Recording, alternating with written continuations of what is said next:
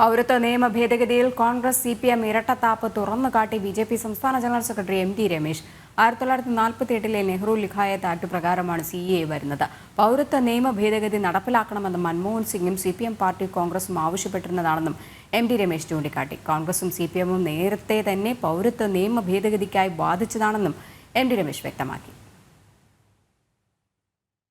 1948 നെഹ്റു ലിയാഖത്ത് പാക്ടിന്റെ ഭാഗമായി 60 കൊല്ലക്കാലം രാജ്യം നടപ്പിലാക്കാതെ പോയിട്ടുള്ള ഒരു നിയമത്തിന് സാധൂകരണം കൊടുക്കാനാണ് നരേന്ദ്രമോദി ഗവൺമെന്റ് തയ്യാറായിട്ടുള്ളത്.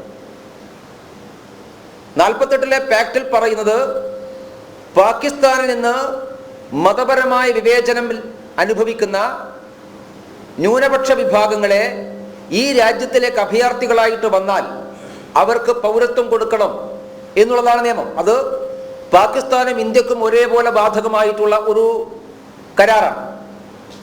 ഇന്ത്യയിൽ നിന്ന് ആരെങ്കിലും മതപരമായിട്ടുള്ള വിവേചനത്തിന്റെ ഭാഗമായി ഇന്ത്യയിലെ ഏതെങ്കിലും ന്യൂനപക്ഷ വിഭാഗം പാകിസ്ഥാനിൽ പോയാലും പാകിസ്ഥാനിലെ ന്യൂനപക്ഷ വിഭാഗം ഇന്ത്യയിലേക്ക് വന്നാലും അവരെ അതാത് രാജ്യത്തെ പൗരന്മാരായി പരിഗണിക്കുമെന്നുള്ളത് 48 നെഹ്റു ലിയാഖത്ത് പാക്ട് ആണ്. BD സതീശൻ ഈ പാക്ടിനെ തള്ളിപ്പറയുകയാണോ?